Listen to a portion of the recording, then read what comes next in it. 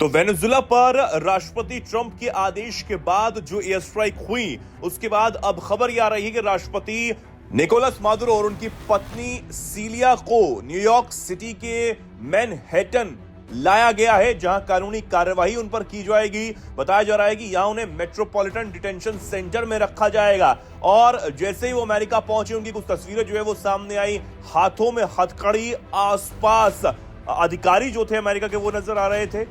Maduro को कड़ी सुरक्षा के बीच प्लेन से उतारा गया। वो नीले रंग की एक जैकेट में थे, उनका मुंह भी ढका हुआ था। मादुरो और उनकी पत्नी को बेस पर बने हैंगर में रखा गया है और मेडिकल जांच भी बताया जा रहा है उनकी की गई है। तो इस तरह की हालत जो है वो वेनेजुला के राष्ट्रपति निकोलस मादुरो और उनकी पत्नी की है। लेकिन इस बीच भारत की भी पहली प्रतिक्रिया सामने आ गई है। भारत सरकार ने बड़ा एक्शन लेते हुए अपने नागरिकों को वेनेजुला के हालातों को देखते हुए वहां की गैर जरूरी यात्रा से बचने की सलाह दे दी है। विदेश मंत्रालय ने एक एडवाइजरी जारी की है। मंत्रालय ने वेनेजुला में मौजूदा सभी भारतीयों से भी अत्यधिक सावधानी बरतने और अपनी आवाजाही सीमित रखने के लिए कह दिया है। भारतीय विदेश मंत्रालय ने अपने बयान में कहा कि जो भारतीय किसी भी कारण से वेनेजुला में हैं, उन्हें अत्यधिक सतर्क रहने, अपनी गतिविधियां सीमित रखने और काराकस स्थित भारतीय दूतावास के संपर्क में रहने की सलाह दी जाती है।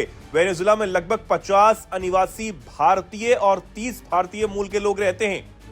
आपको बता दें, अमेरिकी हमले के बाद वेनेजुला में राजनीतिक अनिश्चितता की स्थिति अब पैदा हो गई है।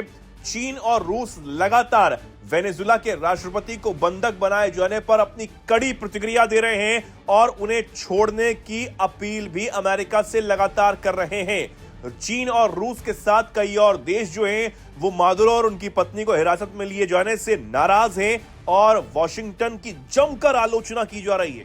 बताया जा रहा है कि अमेरिकी सैनिकों ने 3 जनवरी की रात वेनेजुला पर हमला कर राष्ट्रपति निकोलस मादुरो और उनकी पत्नी सीलिया फ्लोरेस को अगवा कर लिया था और सीधा उन्हें जो है वो अमेरिका लाया गया, जिसकी तस्वीरें भी लगातार सामने आ रही है। और इन तस्वीरों को देखकर हर कोई हैरान है। एक तरफ रूस और चीन जैसे जो बड़े देश हैं वो इस कार्रवाई के खिलाफ लगातार अमेरिका और ट्रंप की आलोचना कर रहे हैं, और दूसरी तरफ अमेरिका से ये तस्वीरें सामने आना ये बताता है कि किस तरह वेनेजुला के राष्ट्रपति जो लगातार ट्रंप को धमका रहे थे, उनको देख लेने की धमकी दे रहे थे, उनकी ये हालत अब खोती हुई नजर आ रही है।